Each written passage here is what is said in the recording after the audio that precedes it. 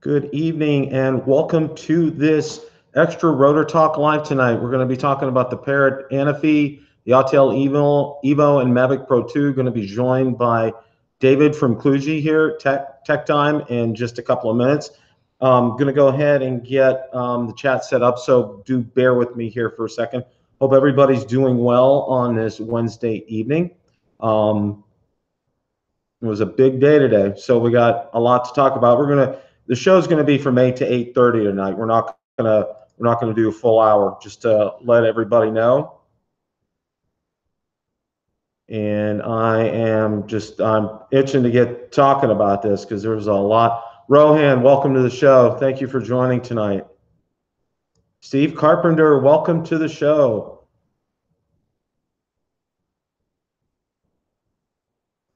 Yeah, had a lot of news here today, so I'm going to get into it as soon as David joins us here. I think I got everything set up. I hope so. No, we need a full hour. Yeah.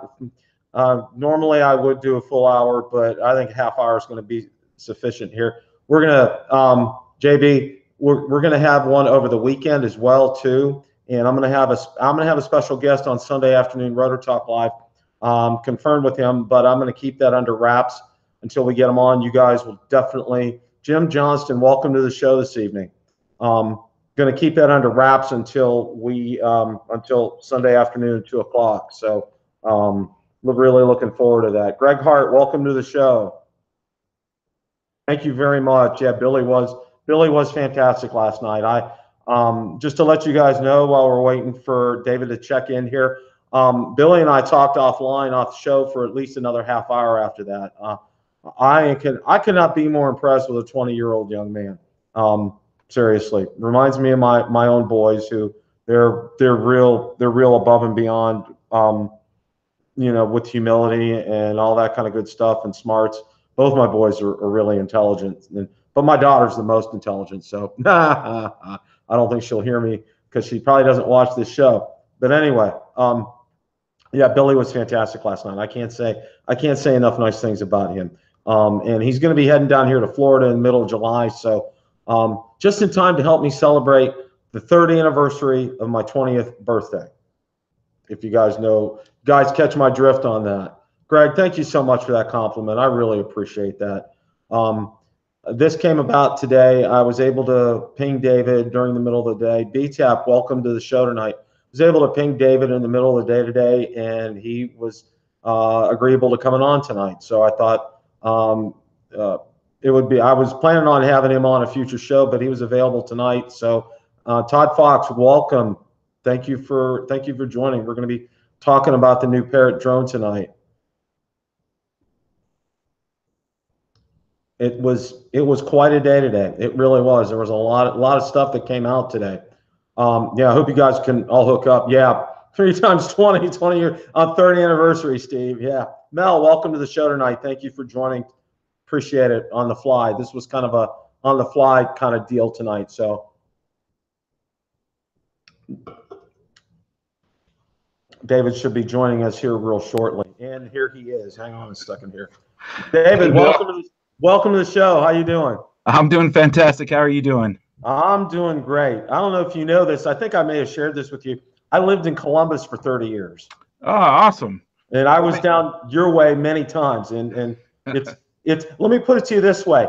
Out of the 3 major cities in Ohio, the 2 that I consider are Cincinnati and Columbus. That other one up north, forget that one. Pass on that big time. Yeah, I hear you there. Yeah. So I got a chance to catch your video on the ANAFI, and that's, I guess, I don't know, that's how they're pronouncing it, I guess. What do you think? What are your thoughts about it?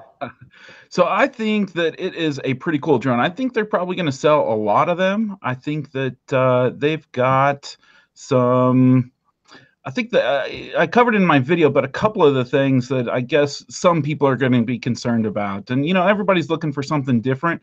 What I think is most fantastic is it's another competitor in the marketplace. So, once the Evo comes out, maybe next week, as we might be hearing, right? But yeah, we're gonna get to that here in a minute. But yeah. One of the things that impressed me right away when I looked at it was how high it sits off the ground when the legs are out. I really that ground clearance is fantastic. Yeah, and of course that gimbal, that's kind of the crown jewel of it, right? Is Yeah, the it sure gimbal is. with it being able to face up and not just straight forward or down. That, there's gonna be some incredible videos that you can take that, I mean, fly under something and get a picture of it from, I mean, underneath. I mean, that's just crazy. I mean, Yeah. nothing else can do that right now. Yeah, that's the thing. That's you just can't do that with anything else. It's kind of a little bit of a game changer. And I think, in my video that you'd mentioned, I did talk about one of the drawbacks with the gimbal is that it's not going to be able to mechanically stabilize the yaw, but that's kind of the trade-off I think you kind of have to make to have that feature to do, to go up. I don't know how you would physically make that happen with kind of doing that third axis, mechanically. But I think it's a pretty cool drone. I do wish they had object avoidance. I think some people are going to be, pretty skeptical about that one. I think that's probably saved a lot of our aircraft. I don't know about you, but it certainly saved me. I don't claim to be the best pilot, and I've certainly came super close to some pretty bad accidents, and it saved me a few times. But that was going to be the first question I was going to ask you about obstacle avoidance. And, that's one of the things that I've seen come up already in forums and on Facebook groups and stuff is, it doesn't have that. But I'll tell you what, from my perspective and what I've looked at, and I got a video coming out later about it too, it checks off, like you said earlier, it checks off so many boxes, like, the 25-minute runtime on there, the 30-mile-an-hour wind resistance, and compact and foldable, and I mean really compact and foldable. The camera on there is just looks to be outstanding. Yeah, it does look pretty great, doesn't it? The controller looks good. The app looks good. I mean, they checked off a lot of boxes. And also, I know a lot of people that got their starter drone. It didn't have. You had to download. It was a pain in the butt to get your videos and stills off of it because you had to hook it up to your computer. There was no SD card, and they remedied that. There's an SD card on this. I mean, they really did a lot, but it's like a lot of people are going to say that the obstacle avoidance. But I think the other thing too, and I think this is huge. I was very pleasantly surprised by the price point. What did you think about that? Yeah, I think it's kind of in that middle. I saw some comments. I had a couple of people comment on my video, and I've seen a few comments. Some people are excited about the price. Some people are, well, that's too close to the Mavic Air. But it's kind of one of those things that I don't know that with the technology they have in it, they really could go much lower than that and still be too profitable to start off with. I think that it's a pretty good price point. I think it's that's always a tough one, right? I mean, you're going to sell to some people, and some people are going to say, you know what? Well, it doesn't have X, Y, and Z. There's no way I'm paying for it, even if it was $399, right? Yeah. So, I think you're going to get some people that are just I don't want to buy a DJI. There's going to be some people that want it because of that. There's going to be some people that are just huge Parrot fans. They've had other Parrot products in the past, and they're going to just absolutely love it because it brings, a lot of the kind of Parrot kind of heritage, that they may like, but it also brings some of the new and cool, with that gimbal that we're talking about. So, I think they're probably going to sell quite a few. I think the market is just really, really wants to have a lot of options, right? I think there's enough market out there for DJI and Parrot and Autel, as long as they all bring good technology to the market. I think they're going to sell a lot. And that's a good thing. You mentioned about DJI not being, some people's cup of tea. And I think that, one of the things that I look for right away, it does have its own kind of, boundary setting, but it's not, again, it's doesn't have those boundaries, the geofencing like DJI does. And I think, again, here's a couple, with Autel, with the Evo, and with now Parrot with the ANAFI, they don't have this. And I think that's going to attract a lot of people who are like, I don't know if the Chinese are spying on me and, where I'm at and all that kind of good stuff. You know what I'm saying? Yeah, absolutely. That's a big one. You know, a lot of people they're worried about that part, the spying on them, but a lot of people have just had problems just getting their drone up in areas where they really should be able to fly. You know, where the DJI geofencing is not perfect, right? I mean, it's how can they really make it perfect worldwide with, you know, Yeah. all the different regulations and in all the different countries and so on. It's just, you know, that's a really hard nut to crack, and I think that's one of the reasons why, you know, smaller companies like Parrot and Autel probably aren't implementing kind of automated geofencing, is because it's just a really expensive and time consuming process to implement that sort of a feature. And I understand why DJI is really implementing it. They're really trying to stay ahead of the regulations, I think. You know, since they're the leader in the market, they really are trying to kind of be out there in front and trying to keep the regulators happy, because they're the people that, I mean, they're the company that the regulators see, right? I mean, I love these other companies, Autel, Parrot, and whatever, but they don't have, I don't, in my opinion, I don't think they have the regulator's eye in the same way that maybe DJI does, and I think that's really why DJI has kind of gone in that direction. And I really kind of, I think Parrot was taking a part out of DJI's playbook by having this event in New York City. And I had Billy Kyle on last night, and he got an invite to this, which he told me, he was really kind of shocked that he got an invite, to this. Didn't know what to expect, but he's going to get a video out on it tonight. He told me later, but and interesting that you talk about the the boundaries and everything, because he mentioned in the show last night, he does some work for his dad. His dad builds houses, and he flies over them. And he was telling me, he said one of the areas was within like 6 miles of an airport, but depending upon where he was doing it, it wouldn't let him take off. So he would take his Phantom 4 Pro over to another area where he could take off from, and then shoot what he needed to and come back. So there's a lot of give and take with this, and I think. And another thing too is, and I know a lot of people have said this, and I agree, having more players in the marketplace is a good thing.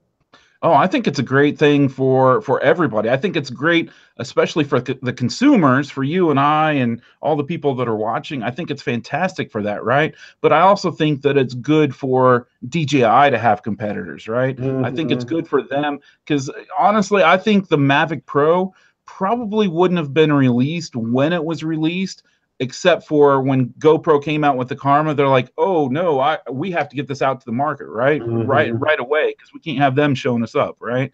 And I think that having competitors out there pushing DJI to get their technology to the marketplace quicker, because quite honestly, it's really expensive for these companies to build these new products and to manufacture them and support them.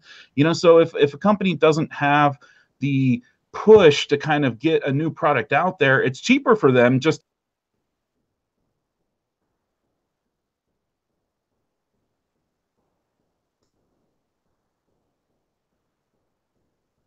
Hang on, David. I got some technical difficulties here. Hang on a second here.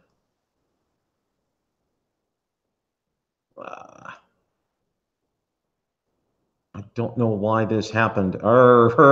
Hang on here.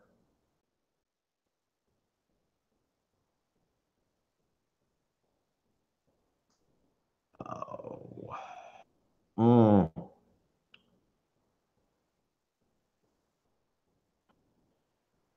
David, if you can hear me, re-click on that link. I'm going to shut it down for a second for you. If you can hear me, nod your head. Shut down your link, and I'm gonna do. Okay, go ahead and click on it again.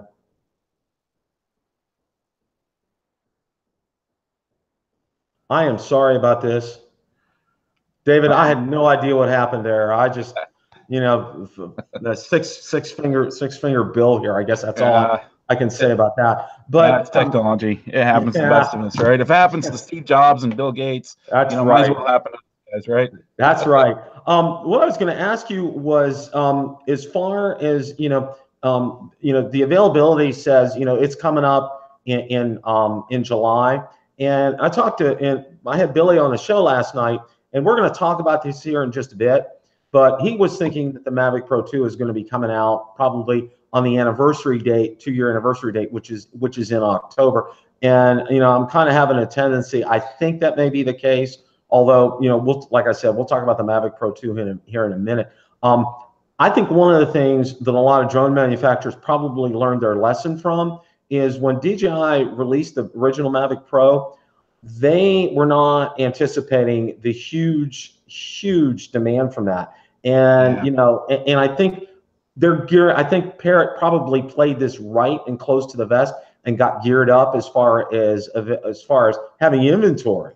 Yeah, I agree. I think that, and it's interesting because you see two different methodologies in terms of how Autel has gone about their release versus how Parrot has gone about their release, right? I mean, Parrot has been, for the past week or two, they've been saying, hey, something's coming, or I forget what the time frame was, but just recently they've been, hey, something's coming, but they haven't released any details until today. But the Evo from Autel, they announced it back in January or early February at CES. And, we basically know, I think probably about 99% of what exactly the Evo is. I mean, they may have some surprises for us, but it doesn't seem like there's probably a whole lot still to be released about that, other than just getting it in the hands. But yeah, it's interesting to see those two different strategies. But I think you're right. I think that a lot of these companies have learned from how DJI, and I think DJI probably learned more than anything that in terms of how they release the Mavic Pro. Oh yeah, and that's a good segue here to talk about the Autel. And I don't know if you'd seen or not, but I posted, there was somebody on one of the Autel pages on Facebook had posted a couple of screenshots. They were one of the 2 winners of, evidently they had a contest at CES, and they had one in New York City at the film festival. Now, apparently, they are on their way and they're to be shipped already. Now, I've been a frequent messenger, with Autel. They kind of know me by name now, so to speak. And they were They said, we don't comment on customers' orders, kind of a thing. Yeah. Okay. Yeah. But I also heard there was another one who actually had it in hand already and actually took a flight on it. So, this is going to be sooner rather than later. Yeah, absolutely. Coming out. Yeah, I saw one. I saw someone on Facebook today showing that they actually received theirs. I think the one that you'd sent me a picture of, he'd mentioned, or it looked like his was going to be delivered on the 11th or something like that. But I believe the other one actually received theirs today. Yeah. And actually was posting pictures of it, like you were saying. I didn't see that they'd taken a flight, but I can't imagine that they wouldn't have taken a flight. Yeah, really. I mean, get that in hand. And just to let you know, I had an Autel X-Star Premium, and I have to tell you, David, my experience with Autel was absolutely fantastic. I mean, I had to contact customer service several times. Unbelievably friendly, helpful. I had a battery issue before I even could finish my sentence. They had, can we confirm your address to ship a new battery out to you? You don't have to ship the old one back. I mean, it was just, above and beyond. And the other thing is, they had a program in place at the time that I took my Part 107, and if you passed it, they reimbursed you for it. They sent you an American Express gift card for, back then it was $125. Oh, sweet. Their customer service is just above and beyond. I can't say enough about them. And, it's finally coming to fruition. And I think you mentioned in one of your videos, correct me if I'm wrong, that I think one of the reps told you, we kind of wish we wouldn't have announced it at CES. Yeah, well, I'm not sure that it was quite that we wish we didn't announce it. I think that they were if they had to do it again, that they would be more clear about where it was at that point in time. And that, because I think that, I guess my perception at the time was, wow, this is really good and this is really close. They might be releasing this any time, But I think that it was much more of a prototype, and they were a bit further away than maybe how they had communicated at that time. That was kind of my perception of what Jacob from Autel Robotics had talked about when I interviewed him, and I wonder if they will. Somebody was asking me. I was talking with them maybe online in the last couple days, and I was kind of saying about how Autel was kind of in this, like, they were in a pretty bad spot, I think, in terms of a publicity point of view when they released this. So I think that they kind of had two strategies they could have went with, right? They could have gone the DJI or the Parrot strategy, where they just don't even talk about anything, that they're not they don't even speak about the fact that they're developing something new until when they're ready to actually start delivering them. Now, yeah. I think the problem with that is that they really haven't been selling or manufacturing any of the X-Stars for quite some time, and there's been supply problems with batteries and props and the extra pieces like that, right? And so I think if they didn't announce anything, then everybody would be saying Autel's dead, Autel's dead, they're not doing anything, they don't have anything coming up. And so nobody would have even been thinking about Autel and waiting around for an Evo to be released. But by going with the strategy they did, announcing it and saying, hey, look at this really cool thing we're working on, they may have kind of made some people upset that it's taken them now, 5 months later or whatever it is. They still haven't officially released it as what we're talking about right now. But I think that if they hadn't announced something, I think they would have had even more people, they would have lost even more customers. I keep seeing in Facebook and different places where people are saying, oh, you haven't released it. Why haven't you taken all this time? I'm just buying my Mavic or whatever, right? Yeah. And that's fantastic, right? I mean, buy what you need right now and go for it. But I really think that they would have been in a worse place if they hadn't even announced it, just because they're a smaller company. They've only released one product before, as far as I'm aware, right, the X-Star. And if they hadn't announced something, everybody'd be, oh, well, Autel's dead. They're not coming back, right? But yeah, doing the announcement, I think they've kind of kept the ball rolling and kind of said, okay, well, we're still alive. We are developing this something cool. Just, kind of wait. But, Well, one of the things that I had heard, and I get, I'm sure you do too, because I publish my email address. I get all kinds of email every day from people asking about the Mavic Pro 2, asking about the Phantom 5, asking about the Evo. The other thing is, one of the big questions I kept getting was, and I found out somebody had sent me, and I guess a couple of people had actually sent me, that they had heard that there were at least 10,000 pre-orders for the Evo. I mean, that's just incredibly off the charts for a company like that. And like I said, like I was talking about the original, the Mavic Pro, DJI learned their lesson, making sure that they have enough inventory on stock to doing that. And, DJI's playing their inventory game with the Mavic Pro. We're going to put it on sale. We're not going to put it on sale. Different retailers have it at different times and that kind of thing. It's just really, really, really something right now. I don't know, I don't know what all that means. I know that DJI is going to be smart about when they release the Mavic Pro 2. I know that, they're not going to be caught like they did last time, as far as the inventory is concerned. Yeah, I agree. I think that they've probably also matured in this last year and a half, and they've probably realized that they are the giant in the room, and that there are going to be competitors that are going to come out with things, but I think that they're probably realizing that they have some solid technology. And even though Parrot's coming out with this cool gimbal that does some different things, the Evo is going to be a good technology, but I think that they understand that they've got good technology in their bag, and whatever they release is going to sell boatloads of them. Yeah, and that kind of leads me into the next thing that I really wanted to talk about was, I don't know if you had seen, but our friend OsitaLV has been busy tweeting again. And he tweeted today. Did you see his ones from today? I briefly saw them. I don't remember exactly what they were, though. Yeah, I'm gonna go ahead and I'm gonna try to read that here. So bear with me here for a second. He said the MP2 you're hoping for is on its way. DJI won't release nothing in second half of year. ETA less than 2 months. Don't blame me if I'm wrong. I'm waiting for new things too. So that's and I learned my lesson with Mr. OsitaLV.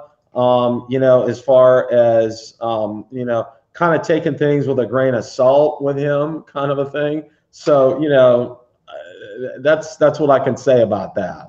Yeah, I'm never quite sure what to think about some of the things that he puts out there. I think that he means well, but you know, I think he's definitely got better context than I've got on that side of things. But you know, I think that he's not necessarily been accurate on some things, and he's claimed more accuracy than maybe has been on some other things. Yeah, you know, and that's very interesting because, you know, I'd heard from some other people out there that apparently, and I guess this is sort of proven, is I guess he has a relative that works for DJI, and that's how he gets a lot of this information. And I also think he's you know, this is just my summation. He's a huge DJI fanboy. I mean, you know, you've seen him piloting an Inspire over a river, and you know, flying the Mavic Air, saying he was testing it and all this. You know, he's a huge fanboy of theirs. Yeah. And you know what all this means is I'm going a lot more along the lines with what Billy said last night, because you know it would make sense for them to come out on a 2-year anniversary.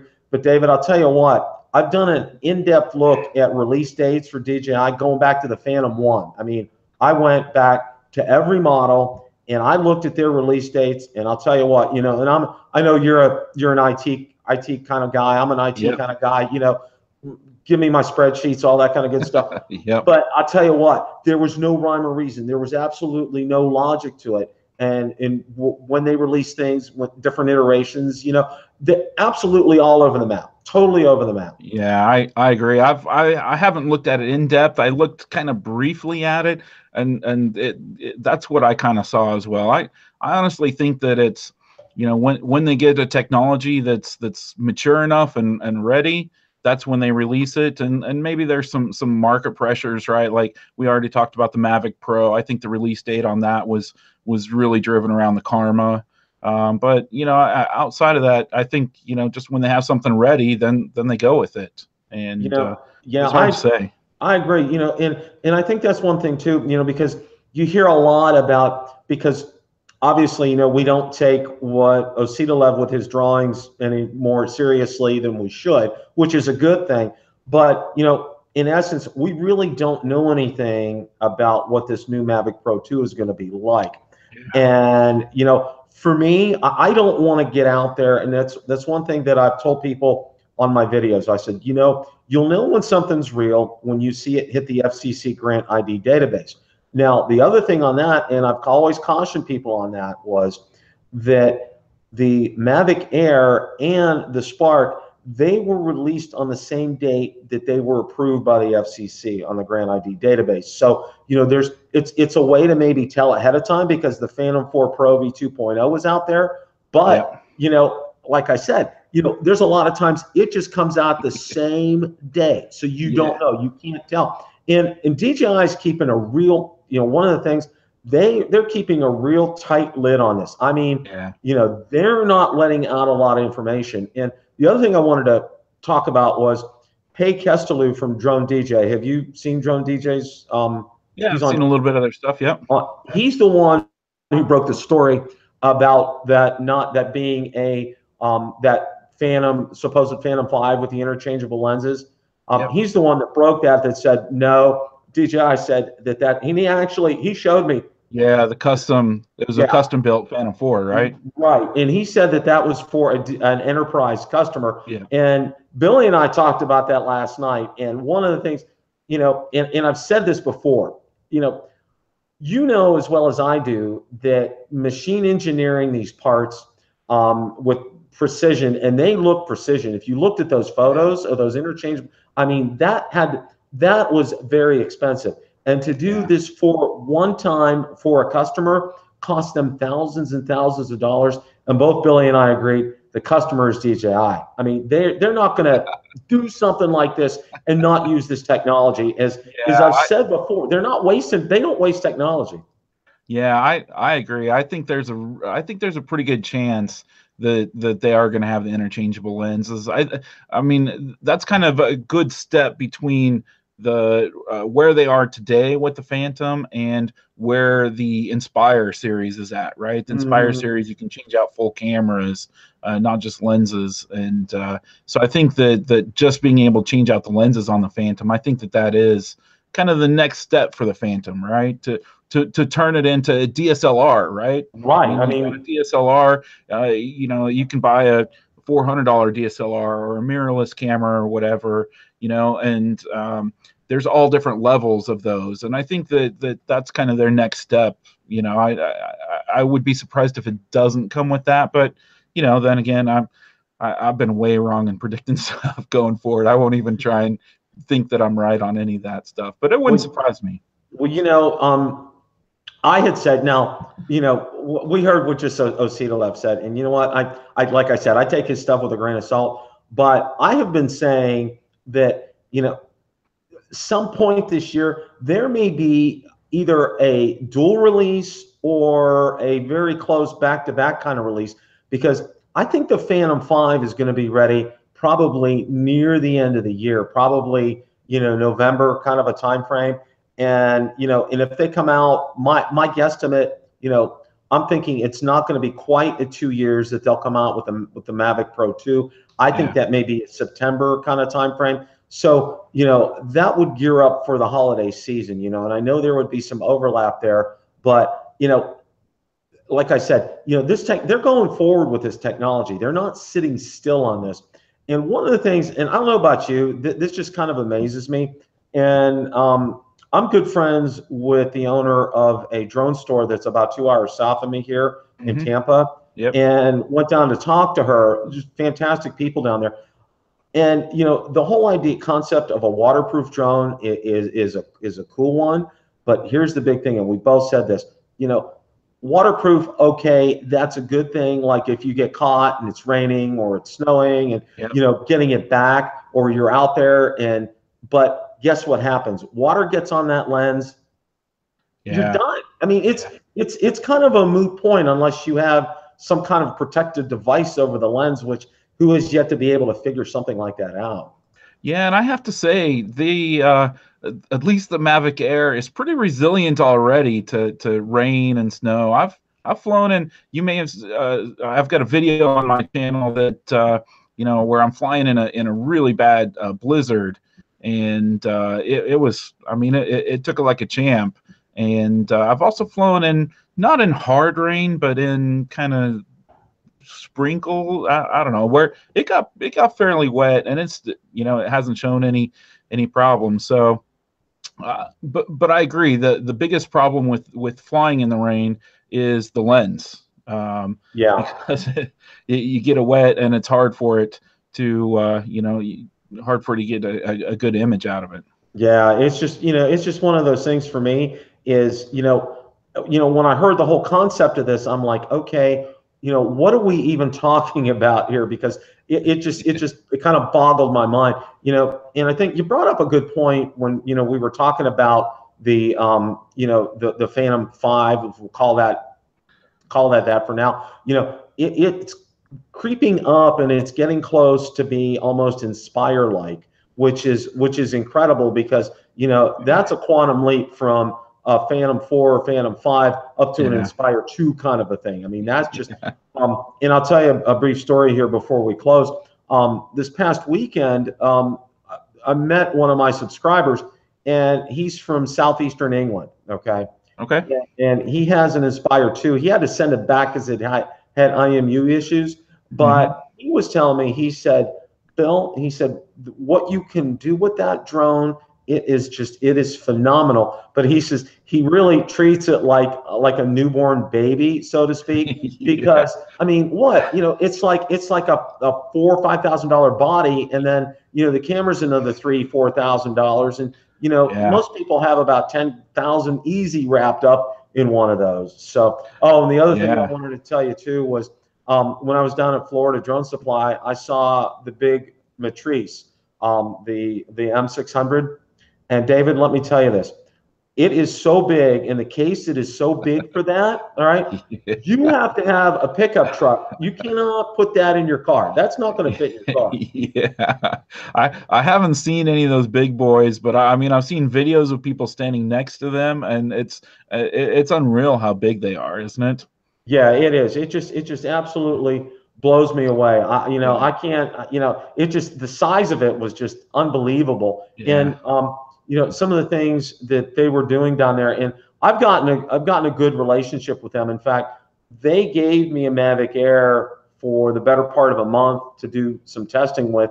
And when new ones come out, they're going to do the same thing. They're going to give them to me because they said they get a bump from me every time I mention them in a video. They get customers, and they just absolutely love that. So it's a win-win. I get a drone that I don't have to pay for. Of course, I'm like extra careful with it. Yeah. We'll see. I don't know if you've seen any of my videos, but I have a lake behind my house. So I never took the Mavic Air over the lake back behind my house just because I didn't want to have any issues back there. But that kind of thing too. So yeah, that's cool that you got a contact like that. Very cool. That really helps. I'm going to kind of wrap things up here. I want to thank everybody for showing up for this impromptu show tonight. It was great. It was great having David on. I'm going to have a link in the description once I get, once this this live stream post, so you can check. If you've been in a bushel and you haven't seen David's channel, you need to go out there. David puts together some incredible videos. You need to see them. Just please, all my regulars here, make sure you check him out. If you haven't, make sure you subscribe to him. He's a great guy. He's fantastic. And when my kids live in Columbus right now, so when I get up there sometime, I'd like to get together with you. I think that would be fantastic. Yeah, absolutely. I'd love to meet up with you. Okay. And thanks for having me. I appreciate it. It's been a lot of fun. Oh, absolutely. We'll definitely do this again after we get some more releases out there. So hang on a second. I'm going to shut things down here. Guys, thank you so much for showing up tonight for this impromptu show. Everybody, thank you so much. Appreciate that. We'll have Sunday afternoon Rotor Talk Live, and I'm going to have a very special guest on Sunday afternoon. You will not want to miss it. Trust me. And especially this is good for a lot of you guys over in the UK, in Europe. You can check this out. It'll be Sunday afternoon, 2 o'clock. So look forward to that, guys. And remember, everybody, happy flying.